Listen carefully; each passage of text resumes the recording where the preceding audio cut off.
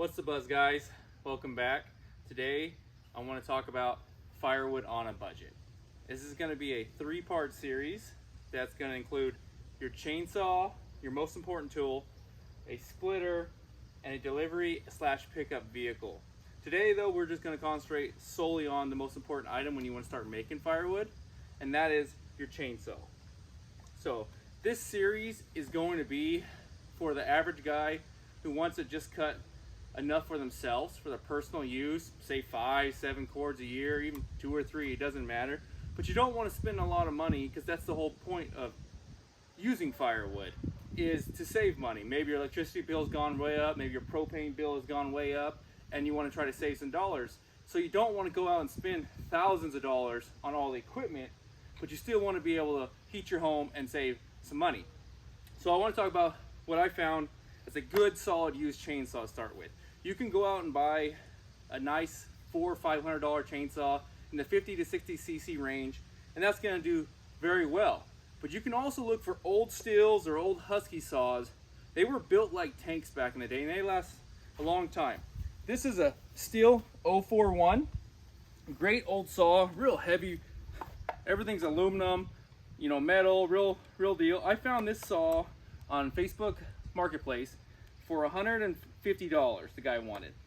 So I went and I called him on the phone, and I had a few general questions for him, like, you know, what'd you use the saw for? What's the history of the saw? And he said he didn't use it much. He didn't burn firewood himself. He had it just for cleaning up down trees on his property.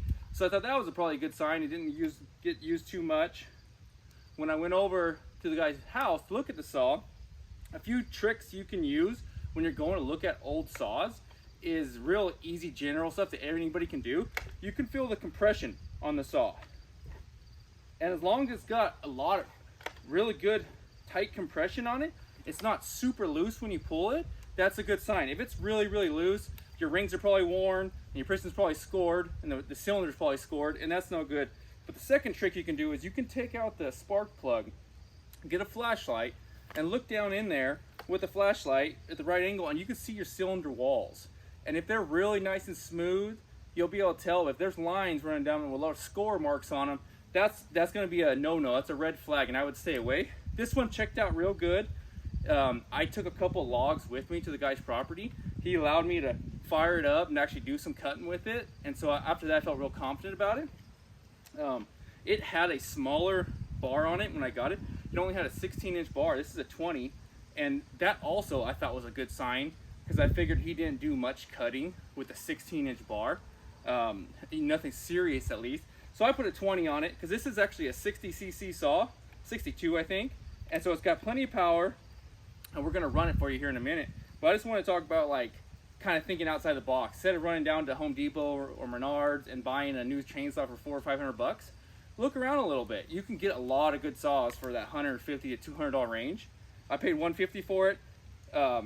Got a new bar and chain. This is actually one I had, but for another $50 or $60, you could get a new bar and chain. So about $200 this saw is going to be in. So I'm going to do a cold start here. I haven't fired it up today. It's just to show you guys what we got going on. You lock the trigger, pull the choke.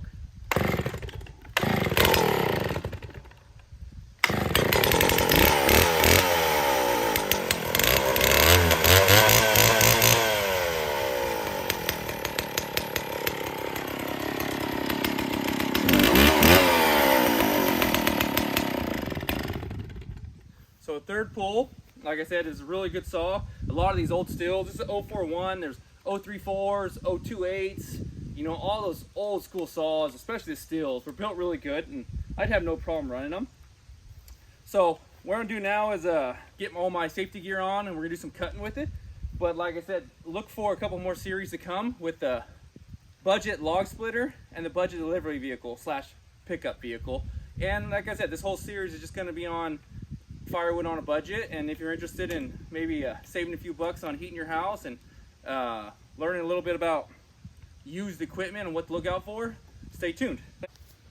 All right guys, welcome back. I got all my safety gear on, got the saw pre-warmed up, ready to go. We're gonna fire up and do some cutting and see what our $200 used saw can do. Here we go.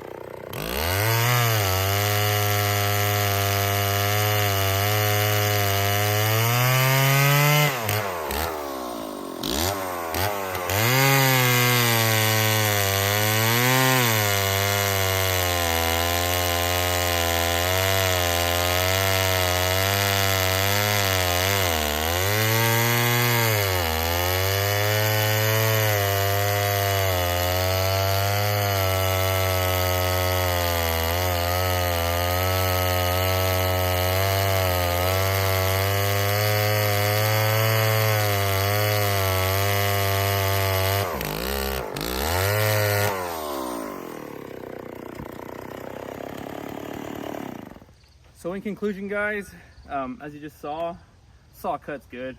It's got a lot of life left. It's going to cut a lot of firewood me for years to come. There's more than one way to make firewood. You don't necessarily always have to have the biggest, baddest, most expensive tool on the block, especially if you're doing homeowner firewood for yourself. It's really not necessary. You can find a lot of good old saws in that 50 to 60 range, cc range, that have a lot of life left in them. So hope you guys enjoyed the video. Hope you will enjoy the videos in this next two-part series of the splitter and the delivery vehicle that are coming down the road. If you guys have any comments or questions, leave them down below. Other than that, thank you for watching.